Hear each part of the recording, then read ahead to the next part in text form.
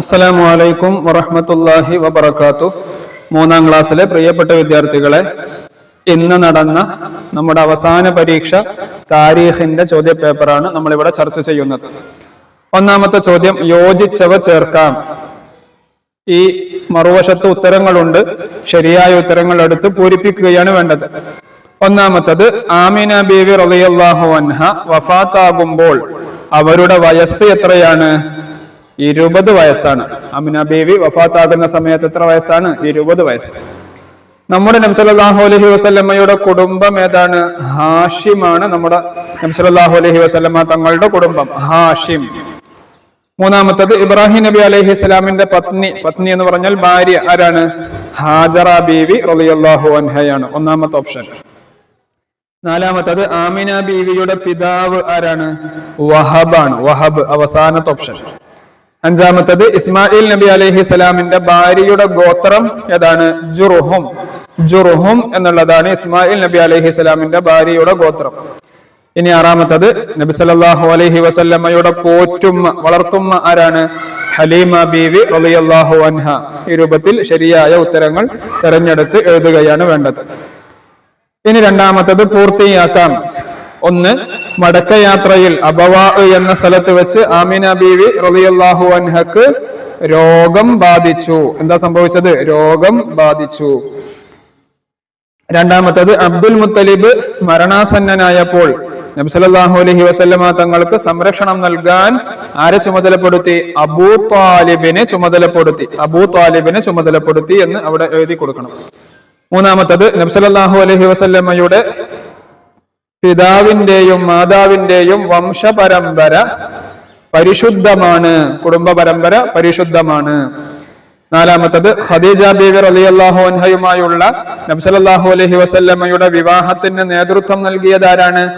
പിതൃവ്യനായ അബൂ ത്വാലിബാണ്. അബൂ ത്വാലിബാണ് നേതൃത്വം നൽകിയത്.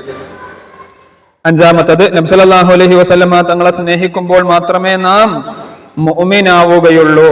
നമ്മുടെ ഈമാൻ പരിപൂർണമാവണമെങ്കിൽ ആരെ സ്നേഹിക്കണം? മുത്തനബി സല്ലല്ലാഹു അലൈഹി വസല്ലമ തങ്ങളെ സ്നേഹിക്കണം. ഇനി വ്യക്തമാക്കാം. ഖദീജ ബീവി റളിയല്ലാഹു അൻഹയിൽ നിന്ന് നബി സല്ലല്ലാഹു അലൈഹി വസല്ലമ തങ്ങൾക്കുണ്ടായ മക്കളുടെ എണ്ണം എത്രയാണ്?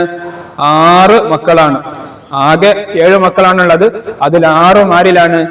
മഹദിയായ ഖദീജ ബീവി റളിയല്ലാഹു അൻഹയിലാണ്. പിന്നെ ഒരു മോൻ, അതാരിലാണ്? മാരിയത്തുൽ ഖിബ്തിയ എന്ന മറ്റൊരു ഭാര്യയിലാണ്. ഇനി രണ്ടാമത്തത്, ഖദീജ ബീവി റളിയല്ലാഹു അൻഹയുടെ സേവകന്റെ പേരെന്താണ്? മൈസറത്ത്. മൈസറത്ത്.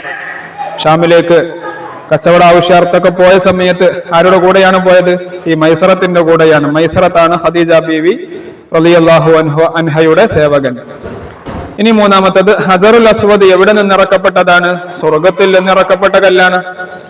4, നബി സല്ലല്ലാഹു അലൈഹി വസല്ലമ തങ്ങൾക്ക് ആദ്യമായി വഹി ഇറങ്ങിയ സ്ഥലം അതെവിടെയാണ്? ഹിറാ ഗുഹയിൽ വെച്ചാണ്. ഹിറാ ഗുഹയിൽ വെച്ചാണ്. ജബലുൻ നൂറിന്റെ മുകളിലുള്ള ഹിറാ ഗുഹയിൽ വെച്ച്. ഉത്തരം എഴുതാം. നബിമാർ ആരാകുന്നു?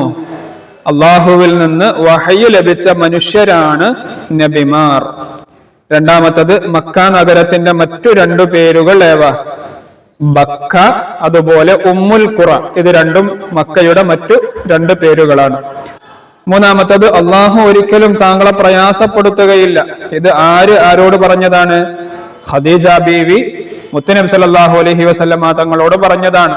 ആ വഹയിന്റെ ആ ഘട്ടത്തിന് ശേഷം സമ്മിലൂനി സമ്മിലൂനി എന്ന് പറഞ്ഞ് നബി സല്ലല്ലാഹു അലൈഹി വസല്ലമ തങ്ങൾ ഖദീജ ബീവിയുടെ വീട്ടിലേക്ക് വന്ന് ഖദീജ ബീവി മുത്തനബി സല്ലല്ലാഹു അലൈഹി വസല്ലമ തങ്ങൾ അങ്ങനെ പുതപ്പിട്ട് മൂടി, അല്ലെ?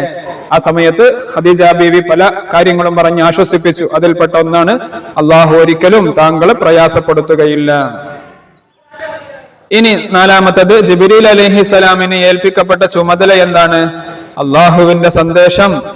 അള്ളാഹുവിന്റെ സന്ദേശം എന്ന് പറഞ്ഞാൽ വഹയ്, അത് നബിമാർക്ക് എത്തിച്ചു കൊടുക്കലാണ് ജിബ്രീൽ അലൈഹിസ്സലാമിനെ ഏൽപ്പിക്കപ്പെട്ട ചുമതല. ഇനി അടുത്തത്, നബി സല്ലല്ലാഹു അലൈഹി വസല്ലമയുടെ വയസ്സ് എഴുതാം. 1, കഅബയുടെ പുനർനിർമ്മാണത്തിൽ പങ്കാളിയായപ്പോൾ നബി സല്ലല്ലാഹു അലൈഹി വസല്ലമ തങ്ങളുടെ വയസ്സ് എത്രയാണ്? 35 വയസ്സാണ്. നുബുവത്ത് ലഭിച്ചപ്പോൾ 40 വയസ്സ്. മാതാവ് ആമിന ബീവിക്കൊപ്പം മദീനയിലേക്ക് യാത്ര പോയപ്പോ 6 വയസ്സ്. ഖദീജ ബീവി റളിയല്ലാഹു അൻഹയെ വിവാഹം ചെയ്തപ്പോൾ 25 വയസ്സ്. ഇങ്ങനെ നബി സല്ലല്ലാഹു അലൈഹി വസല്ലമ തങ്ങളുടെ ജീവിതത്തിലുള്ള വ്യത്യസ്ത ഘട്ടങ്ങളിൽ സംഭവിച്ച ഈ കാര്യങ്ങളിൽ ആ സമയത്ത് നബി തങ്ങൾക്കുണ്ടായ പ്രായം എത്രയാണ് എന്ന് എഴുതുകയാണ് വേണ്ടത്.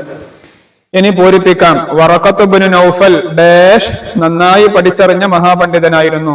തൗറാത്തും ഇഞ്ചീലും നന്നായി പഠിച്ചറിഞ്ഞ മഹാപണ്ഡിതനായിരുന്നു. ഇനി അടുത്തത് അവസാനത്തത് ക്രമത്തിലാക്കാം. നബി സല്ലല്ലാഹു അലൈഹി വസല്ലമ തങ്ങളുടെ പിതാമഹന്മാരുടെ പേരുകൾ ഒരു പാട്ട് രൂപത്തിൽ നമ്മൾ പഠിച്ചിട്ടുണ്ടായിരുന്നു.